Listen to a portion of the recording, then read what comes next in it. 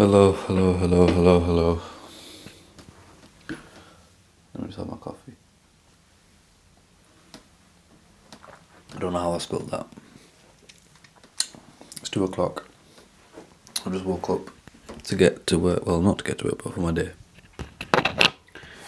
I hate doing night shifts for this very reason.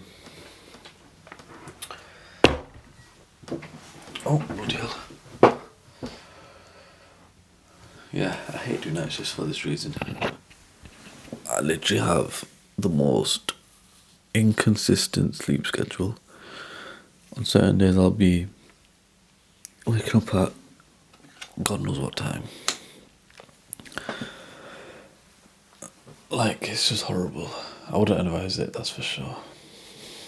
It's also come to my attention yesterday that my parents watch these videos. So, for them both watching now, I apologise for my swearing at times. That's just my unfiltered thoughts. I'll be honest, I've not got much to talk about today. I think every few weeks or so I have those days. It's like I don't plan them. They just kind of happen to me. Of like, a deep self-reflection. I don't know, I'll just wake up one day with like thinking these things. I've messed up a lot. But one thing I've always liked about myself is, I'd say this, but alhamdulillah, I think I'm very grateful for everything. And I look at things as like they'll always be worse. They could always be worse, I mean. It's got its ups and downs, thinking that way. But I feel like that's the only way that keeps me genuinely clear, mentally to figure stuff out. Yeah. Obviously, there's other things I do to keep my mind clear. Obviously, I think, and I'll speak about being Muslim a lot here, just because that's one of the most relatable things I can speak about. But I think all of us as Muslims can also agree we all struggle, with some of the most basic things that we're required to do. Example would be praying. And I won't lie, there was a time when I wasn't at all. And there was a certain emptiness you'd feel in your life when you aren't praying. And you'd only ever realise that emptiness is when you start praying.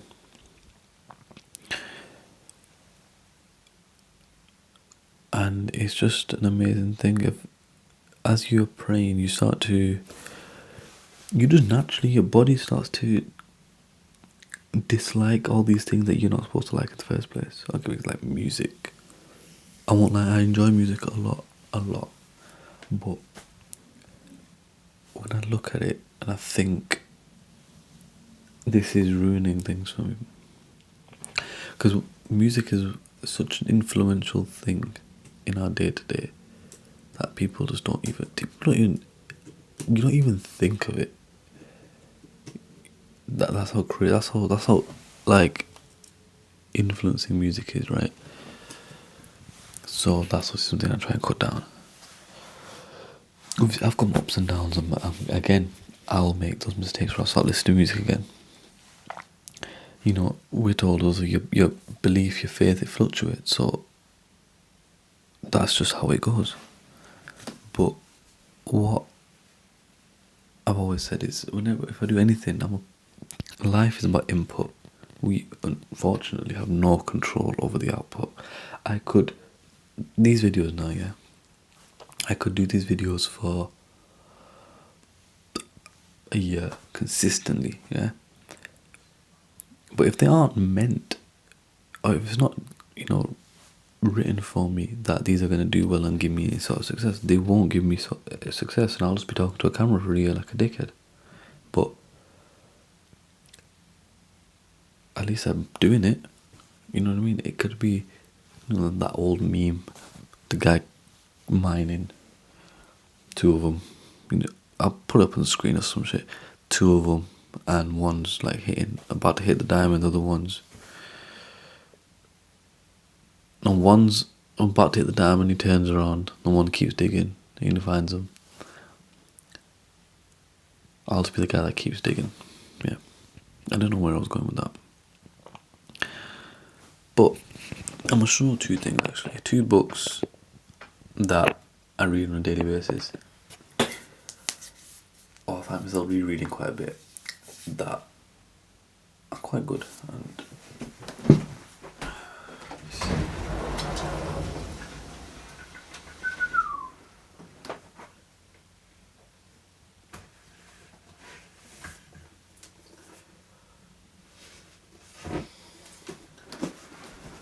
okay, so two books that they both have their positives and negatives, obviously. But I'll start with this one. So, the 50th Law. Now, I feel like to appreciate this book, you have to have read 48 Laws of Power.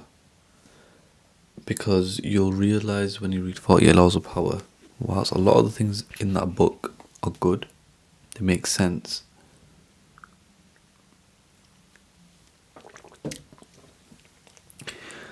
Some of the examples used are quite dated. Well, they're very dated, right?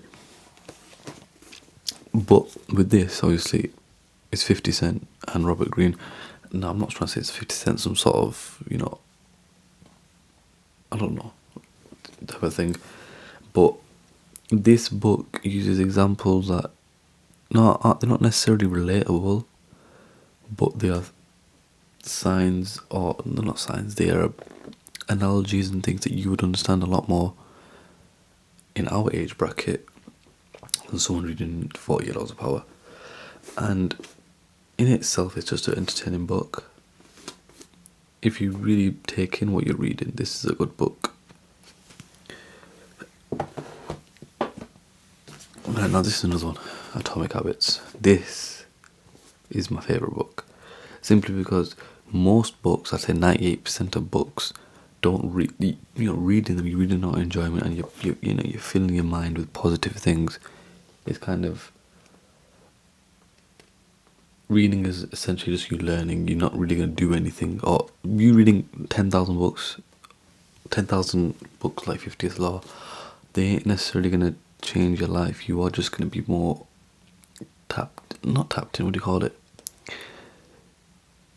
You'll just have a bit more of a thought process behind you, yeah? You'll improve your intelligence, which in a knock-on effect could, give you your goals, whatever. But this book is not, again, is nothing crazy. There's probably a lot of this stuff in this book that but it's the way it's shown to you and the examples that are given. And like a perfect example is in this book. It talks about, it's Atomic Habits, but it changed my perception on my method to kill bad habits. By, instead of focusing on the problem, you focus on the system, or you put systems in place. If you've got a habit of sleeping in, you go sleep on time. If you've got a habit of spending too much, don't take money with you out, or whatever, stuff like that. Change the system.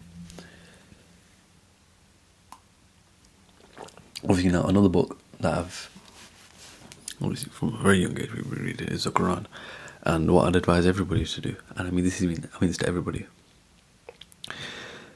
is get one with an English translation, meaning, and a transliteration. Because what that does is, especially for most people who don't understand Arabic, for us to, you reading the Quran, you simply are just reading. You aren't understanding. and you're not taking any of the information that is in that book, which there is so many stories in the Quran that just simply solve so many issues you're probably dealing with on a daily basis, that you need to know what's been said other than just praying Arabic. You need to know the meaning and the translation and a bunch of other things that come with it. So I would definitely advise reading that, regardless of your religion or whatever. Give it a read, and you'll understand how, well, it's the greatest. It's just, you center your life around it, and you are supposed to. Teaching's involved. That's what we do. I mean, our whole religion is centered around it. But you'll understand, if you aren't a Muslim, when you read it, why it is like that. It's a book that's never been changed, and it will never be changed, and nothing will ever amount to it in what is written, in the contents, in the story, everything. So yeah, I do advise reading, 100%. Reading and journal. You'd call this my journal, kinda. Obviously, there's certain things I won't ever speak about in public, on video, but reading and writing are two things that I'd advise everybody to just try to get into, even if you're reading a page a day. And writing as well. A lot of men especially, we don't have that outlet. I'm lucky enough to say that I do with my friends, but certain guys don't feel like they can just go and out of the blue just message their boy and be like, yo, I need to talk. So obviously, if there's no one else you can talk to, if there's no trusted person you can talk to, I'd say, because there was a time when I felt like that as well, I'd say write and pray, and that's simply it. Because you're getting your feelings out one way or another. You bottle them up, and I promise you're just going to explode, and the damage will be every bit worse. You'll act out on emotion. It's another thing that, as men, and I say this with full intent, is as men who want to do something, you want to be something, you want to achieve something, you can't let emotions dictate any opinion that you make, because the second emotions are involved, there are factors that could affect your opinion that otherwise wouldn't have affected it. Let's say if you had a business and you ran it with a friend. Let's just say he was your friend for 10 years. And if he's fucking up, and you could replace him with somebody who's doing better, because let's just say there's no signs of improvement, you've multiple conversations have been had at this point. If your emotions are involved, you aren't going to let that person go. Your business might ultimately fail. Now, if you take the emotion out of it, and you simply look at it as a business relationship in that perspective, both of you do, then you can both thrive separately. Another one. Certain decisions have to be made in a relationship. Maybe leaving at a certain point, staying at a certain point, when to marry someone, if they're the right person. If you let emotions take over too much, because yes, the only emotion that matters essentially is love, right? Let's put that out there. But you ain't got to hear it from me to tell you that love is probably 6th on the list of things you need for a successful relationship. It's all good and well, you love the person, cool. But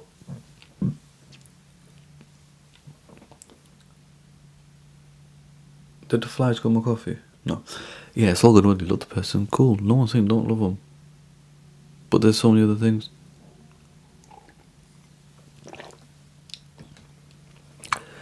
The person that you're with has to have the same morals, values, respect, drive, care, empathy. They have to have all these other things involved with them that purely attraction and love won't give you, right? So when you have to make that decision, do I stay with the person, do I not stay with the person, is when you have to think a bit more logically and less on the emotion side. And again, I'm the biggest mistake I've ever made is thinking purely on emotion, never with logic on this one situation. And if I had thought with logic a lot sooner, maybe a lot of things would have happened. But on the flip side, those things happened for me to learn that lesson so that I now know. Because I could have gone, another 7-8 years thinking that life is fucking sunshine and rainbows, I've waffled enough now. It's 16 minutes. I think these videos are getting longer as the fucking days go on. I'm enjoying it though. As always, I'll see you guys again tomorrow.